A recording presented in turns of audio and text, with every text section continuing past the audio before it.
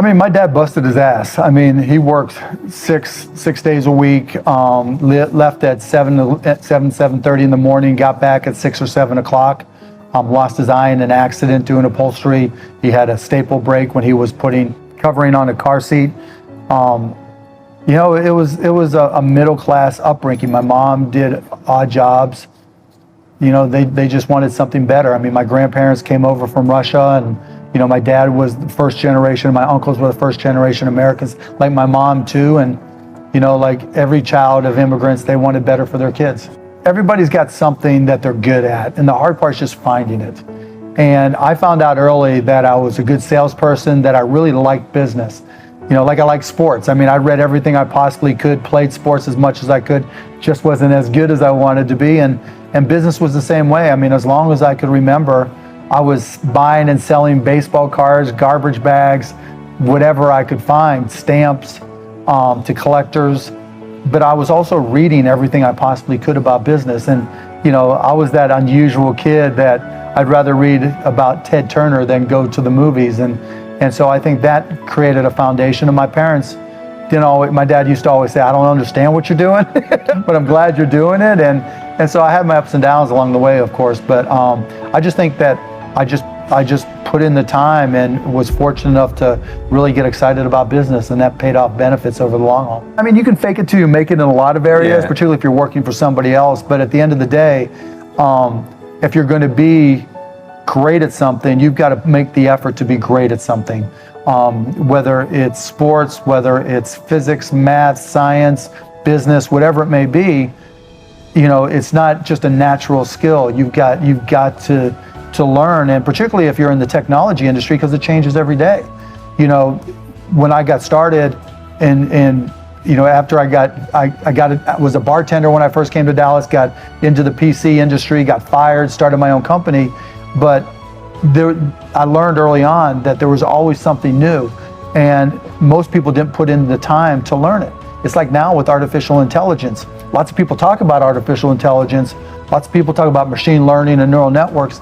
Not a lot of people are putting in the time to take classes or do the tutorials or to learn how to apply it to business, and that's what it takes. And you know, that's just something I've always enjoyed, so I've been fortunate at that. There's nothing that AI won't impact. As big as having been around a while, I saw the impact of PCs, then I saw the impact of local area networks, then I saw the impact of wide area networks, then I saw the impact of the internet, then I saw the impact of mobile, then I saw the impact of wireless. You know, now I'm seeing the impact of artificial intelligence, and it dwarfs any of those things. And if I don't understand how to apply it to my businesses, I mean, I remember selling PCs and software and walking in saying, you don't need to use that pen and paper on a notepad or a ledger pad. Now we're going to give you a spreadsheet, and by the way, here's a spreadsheet that costs $495, and I had to pay to go get trained on how to sell it, which is crazy now when you think about it. But then we said, okay, now you can play what if. Then we said you can connect these PCs. Unless I understood the technology, how was I going to explain it? How was I going to understand it? Unless I understand it now, how am I going to invest in it? You know, then I got to go trust somebody who says, oh yeah, I know AI, and maybe they do, maybe they don't. And it's really easy just to okay, say you figure it out. That's just not my style. If you truly believe AI is going to change everything, how are you going to understand what people are doing to change everything unless you at least have a foundational understanding of it? Now, I'm not going to build a million-layer neural network and try to change the world. I'm not going to show you, I'm not going to write a research paper and saying, here's why the lottery ticket approach works, and you can build smaller neural networks with less data and be more, resource efficient. But I can read that stuff and understand that when somebody says, okay, we're building this project and we need this size data set or this size data set, or we need this amount of resources, I can ask questions and understand the answers. I've just learned what I'm good at and learned to focus on those things and try to, utilize those skills to now, not just be an entrepreneur, but probably more often now invest in and help other entrepreneurs. I've really evolved some of my focus to trying to help disadvantaged entrepreneurs, people who have less opportunity.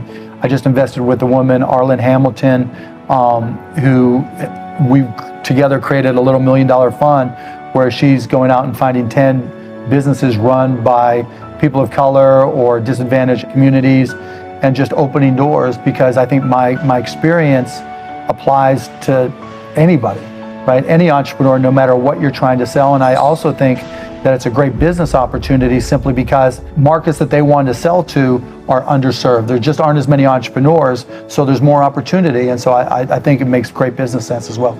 Well, back in 2000, I guess it was, after I'd sold Yahoo, right after I bought the Mavs, I started the world's first all high definition TV network.